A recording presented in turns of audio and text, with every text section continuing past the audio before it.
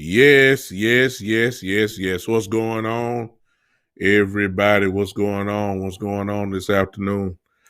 Hey, I'm just joining you today for a small preview for tomorrow's show. Uh, Welcome to this little small preview. And I'm just trying to do something here. Hey, hello to everybody that's be watching this replay, or if you're watching me live on Facebook or my YouTube channel or Periscope. And of course, hey, what's up, E Kush? I see you, man. If you're on Podbean, which there's no one there right now, which is cool. They will get this a little bit later on. Hello to everybody that possibly be watching this a little bit later on. I just wanted to join you real quick, let you know what I'm talking about tomorrow. Guess what? You know what I'm talking about on tomorrow. You know that. We're talking Dak Talk tomorrow. Evidently, there has been a report that has been out. Cowboy Nation is a little bit fired up today because evidently, for the first time, it's been leaked out that there are now talks between the organization and Dak Prescott's representatives about a contract. For you guys, it's just good to hear something, but a preview tomorrow for tomorrow's show is that I'm not that excited because really there's nothing really to get excited about because we knew this was going to happen. I mean, come on. You know, the organization probably don't want to franchise them. Dak probably don't want to be franchised. They just got to see where they at. You know, at this point, to see exactly where they at, what Dak is talking about, and you got to see what the Cowboys talking about, and hopefully they can meet in the middle. It's just that simple. Another reason why it need to happen is real simple, y'all, because they got to get Dak signed so they'll know how much money they got left to play with for free agents and, you know, the incoming draftees and practice squad. They need to know the exact amount they'll be allotted to for Dak so they can make the rest of the decisions about the rest of the team. They got to do that. So, you know, I'm not too excited about it. I'm glad, you know, at first we were heard there hadn't been any talks at all. So I guess you could celebrate that, but, you know, it's actually a common sense thing. I'm not getting overhyped because they did the same thing last year and you ended up franchising them in the first place. So, you know, I'm glad they're talking, but we'll talk about that tomorrow and see what you guys have to say about it and see if you're excited about it, you think something's about to get done. As I've always said on this show, I welcome the opinions of everybody, whether I agree with them or not. Maybe some of you guys can change me or change my mindset. I want my mindset to be changed. I just don't see the real joy in this at all. It's better than nothing. That's my attitude about it. It's better than nothing. So I'm glad that they have picked up the phone or met or whatever. So that, you know, at least we can try to start moving on this team. Dak has to get signed one way or the other. And, you know, we need to know if he's gonna take up the franchise tag or whether he's gonna finally get the long-term deal that he rightfully deserves. We're just at that point now. So I you know, I hope you guys can bring up my spirits on tomorrow at 7:30. I'm sorry for not saying that, but tomorrow night at 7:30 p.m. It will be another edition of the podcast, the Big Time Show podcast, at 7:30 p.m. Central Time tomorrow at 7:30. We'll go at it again. See what you guys have to say.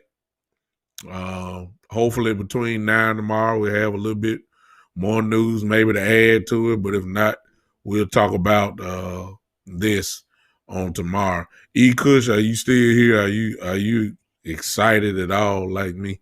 I got my brother on here, E Kush, so I don't know if it's him or somebody else, but are you guys excited about this at all? I mean, no, I'm neutral. I'm not too high. Yeah, I see you because are you excited about hearing the Dak and and the Jones family are talking? I mean, I'm not. I mean, I'm neutral. I'm not too high, and then again, I'm not too low. Uh, not too high, not too low. Uh, yeah, okay. He could say he got a lot of nervous energy. Uh, I think that probably would describe probably majority of Cowboy fans because it's a lot of hopes that this thing can finally get done, and a little optimism. I guess I'm just neutral. I done seen it, too many times. You know. I just don't know. I don't know. Uh, Only because it's just taking so long to get this one done. It didn't take long for everybody else. It took so long. But as the old saying goes, better late than never. Exactly, because you sounding like me. He could say, "I wish I had more faith that a deal gets done." I think it's gonna get done, but it's gonna get done one way or the other. It's either they're gonna get the deal done, or there's gonna be another franchise tag, and if that happens, I think my position is that they're gonna franchise them and then feed Cowboy Nation and everybody else saying we got until June or July, whatever the date is, to get it done before the season starts to do a long term deal. I think that's the approach that they're gonna take, uh, just to see if they can get it done, and that'll put us right at the same position we were last year. It's the same. It's to be the same situation. So I'm not. Until I see it done. Um, that's when I finally let all this go. Uh, exactly, because that is the main thing. Is if you guys that are watching this replay, see this. This is really what E. Kush just said right there. Is the main bottom line of the reason why they need to go ahead and make a decision on Dak is because of what you're reading now on the screen. We have to find out what Dak is financially on his contract, whether that's franchise or a long-term deal, so that we can participate possibly in free agency and, of course, the draft. Uh, you're not going to have a lot of money if you franchise them. So you're not going to have a lot of money if you franchise them. So you ain't going to be able to do all these big name free agents. You can let that go if you franchise them. But if you do a long-term deal and structure it properly, you can get some things done. So that's where we are. We need to find out exactly where. Hey, Chris Unplugged, how you doing, man? Thanks for joining on Podbean. Appreciate you joining in. So basically, we're at the crossroads, y'all. If you a Dak Prescott fan or a Cowboy fan, we are now here. Exactly. Yep. Exactly. That's really the bottom line, because what I'm saying. We got to know the bottom line deal. Is it going to be $38 million or with the franchise tag, or the long-term deal and whatever he's making for the year next year would dictate how much money we have for free agency and the rookies that are coming in. It's like I said before, and I'll say a lot of this again tomorrow. I told you guys this a couple of days ago, that you get to structure the contract the way you want to. If you do a big, gigantic signing bonus, which I believe that's the only way we're going to get out of this, you're going to have to give Dak a lot of money up front. I'm talking about the highest signing bonus ever in order to make that salary cap give us some room to do other stuff. I really believe you're going to have to give Dak Prescott somewhere between 70 $70 and $80 million for a signing bonus. And that way, you probably won't have to pay him no more for the year. Probably on the salary cap, you probably, if you can get away with paying them, between 15 and, it may not even be that much. If you give him his money up front, you can do whatever you want to do is paying him for the year.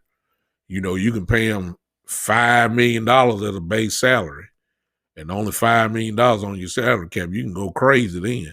I mean, I'm saying not going to do it for $5. I'm just saying, if you do it, he ain't going to get paid no $34 million a year if you give him $80, $90 million in a signing bonus. That's not going to happen. If you give him between $70 and $80 million signing bonus, you can put him down for $20 million a year for your year on your salary cap.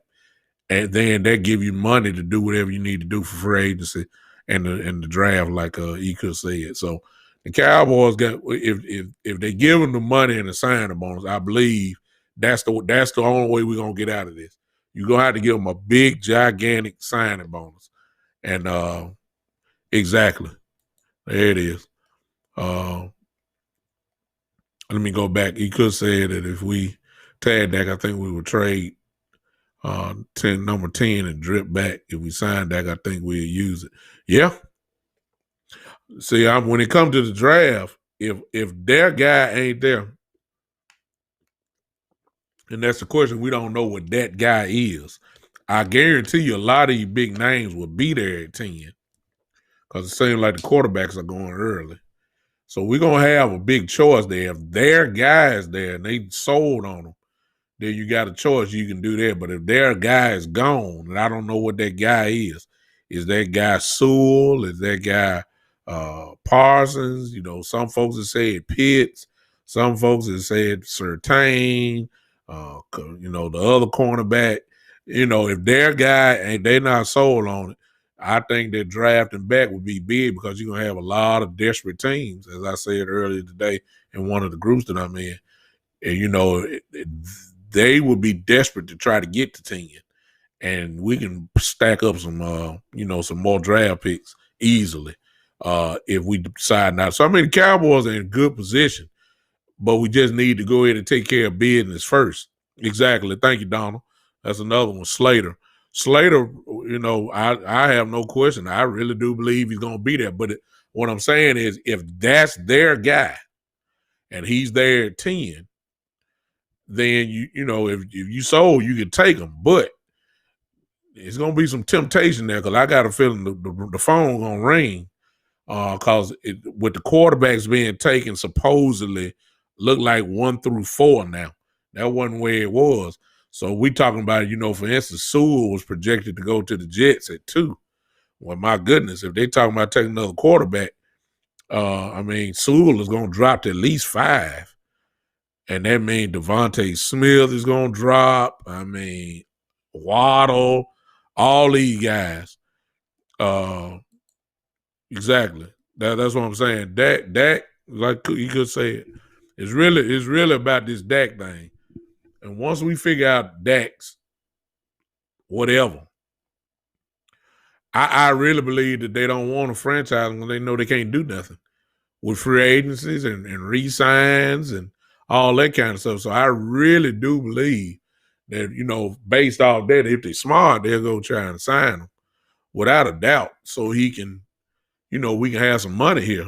So we can do some, so that's my issue with Dak there. So we got to get it done long term. Franchise tag will not help us. Because even if you do sign them before the season starts, you're going to miss out on all the free agents and all that kind of stuff. So if that's what your plan was, so I don't know. We just got to get Dak done. That's my bottom line. Exactly. I didn't read it. He said Dak would definitely decide what we do. If we tag him, I think we trade 10 so we don't have to pay the first round tender. That's smart. Then he said it would help us have more money in free agency. That's 100% absolutely true.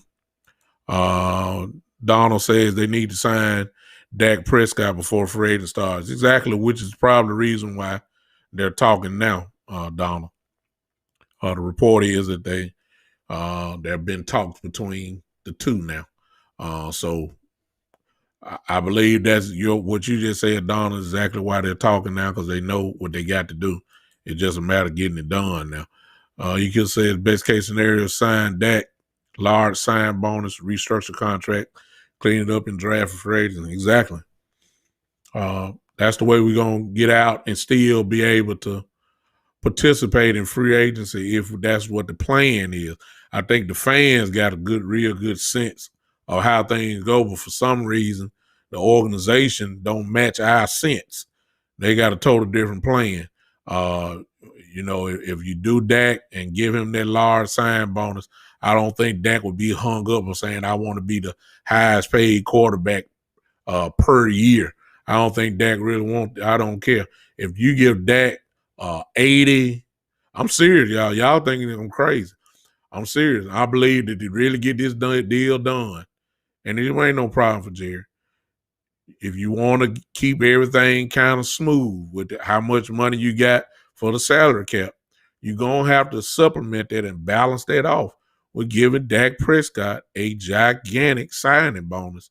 And Dak ain't going to be worried about, I'm getting paid 19, 20, $21 million a year as a base pay. Now when he just got a 90 or $80 million check at the contract table, at the negotiation table, they slide it to him. You get $80 million right there.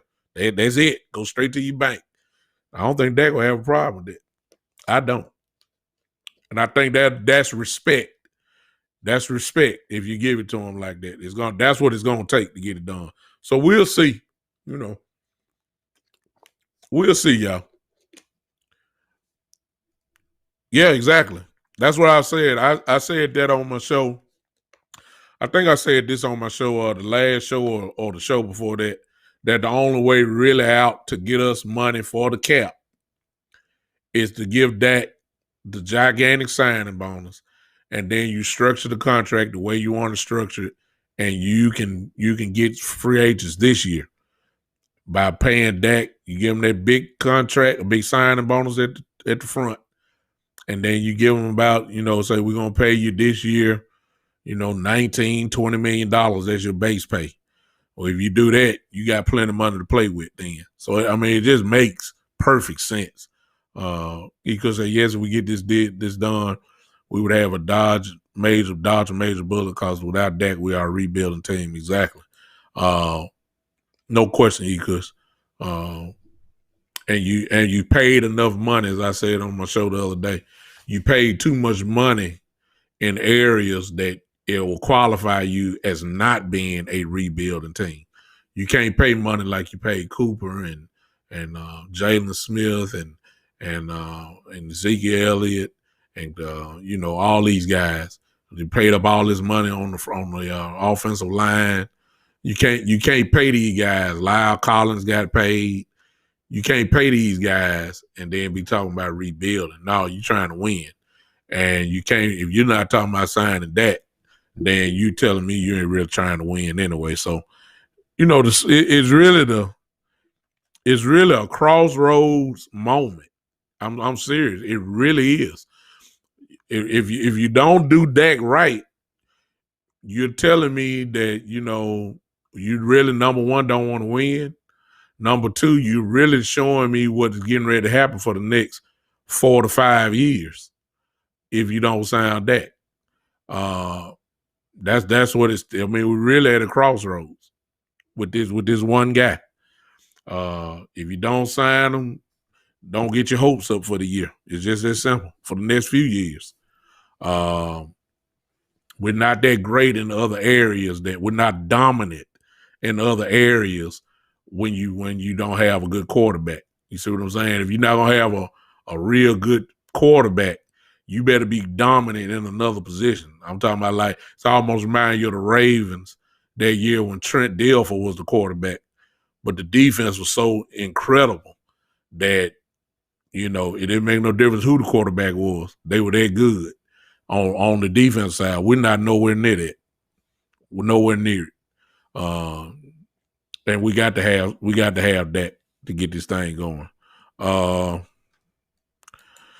He could say as if we don't sign Dak, it may be what finally retires Gerald Jones because it would be a historical mistake. I don't think he's gonna retire. He won't retire. He got too much pride. We all know that about Jerry. He ain't gonna retire. He'll try to find the positive light out of it and say, hey, he'll take and say, hey, we didn't because we didn't sign Dak, we was able to get these key free agents. All that kind of stuff. I really believe they think they can get away with it. I do. But they saw Dalton. Let's be honest. Dalton did win, guy. Dalton had a winning record. Crazy that may sound. He did. I mean, we all know he's not Dak, but he did have a winning record. So think about it. Or at least step back and hire Jim so he can focus on signing checks. You know that ain't gonna happen, E-Kush. You know that ain't gonna happen. We want that to happen, but you know that's not. You already know that's not gonna happen. So it's a crossroads. He's never been in this position before with a player that he know he has to have, but he don't want to pay like that. See, he wanted to pay Romo. He wanted to pay everybody else. I just don't think he really want to pay this guy like this. And so he's never really been in this type of position where he know what he has to do, but he knows at the same time he really don't want to do it. That's for him. That's a very unique place for him. And this probably one of the very few times he's been in this type of position with this type of stature. I'm quite sure there's been some players, that are less caliber that he had to make that decision on, but not this guy. Those guys weren't franchise player. This guy is. And so I really believe he's at that spot there. And I think he's just fighting his way through it, to be honest with you. So I don't know. But tune in tomorrow. Look, we'll have even more information tomorrow. Just want to get you guys aware of the time. Exactly, because that's exactly what I was saying. Could say I think losing Dak will set this team back another 5 to 6 years minimum, if not more. Because common sense tell you, that listen, if you don't want to pay Dak, look, ain't no sense of everybody calling out no other big names. If they ain't want to pay Dak, they're not gonna pay nobody else. If you're not gonna pay Dak between $38 and $40 million, you're not about to pay somebody else $38 to $40 million. You're just not gonna do it. So, it is what it is. I don't think that has to do anything with a black quarterback and a white quarterback either. So let me kill that before somebody think that. I just think that Stephen Jones is cheap. That's the bottom line. Stephen Jones believes in not paying a gigantic payment to one player like a quarterback and then expect to win. He just don't believe in that philosophy. He believes in paying a quarterback a good minimum or whatever, and then build a team around him and pay other folks. Well, somebody may say, well, you paying Ezekiel Elliott this. Yeah, but Ezekiel Elliott ain't getting paid but 14, 15, whatever $1 million a year. That's it. That just go against cap. A running back salary ain't gonna kill your cap. That's not gonna kill your cap. A quarterback would kill your cap. So that's exactly what's going on. Stephen Jones believes in a balanced type salary cap from the top to the bottom. He don't believe in paying a chunk to the quarterback. And I just believe that that's just the way that he is. So if you don't do that, the only way you're going to get away with getting a real good quarterback then probably is to draft one. That's what I think. You're probably going to have to draft one. And God bless us on that. So we just have to see. Hopefully this thing will get done, man. That's just the bottom line. But if not, let's get excited because we just saw today that the talks have picked up. If you get excited about that, cool. Okay, no problem. You may feel different. I'm just different. I'm neutral because I've saw this last year. So I'm not getting I'm not getting too hype. I'm not fixing to get too low either. I'm just going to be neutral. And we'll talk about it and see what happens. In the meantime, we'll be locked and loaded for tomorrow. Y'all get ready for it. The Big Time Show podcast will happen on tomorrow at 7:30 Central Time tomorrow evening. I'll be in rare form again. I already got at least one thing that I'm going to bring to the table on you guys. But again, this show is an open show. This is our show together. And I want to hear what you have to say about Dak and the possibility of this finally getting done. We'll talk about it on tomorrow evening here at the Big Time Show. Appreciate you guys for just tuning in real quick. I'll see you tomorrow at 7:30 p.m. here at the Big Time Show. We'll see you. Tell somebody about it. We're going to have some fun tomorrow, y'all. See you.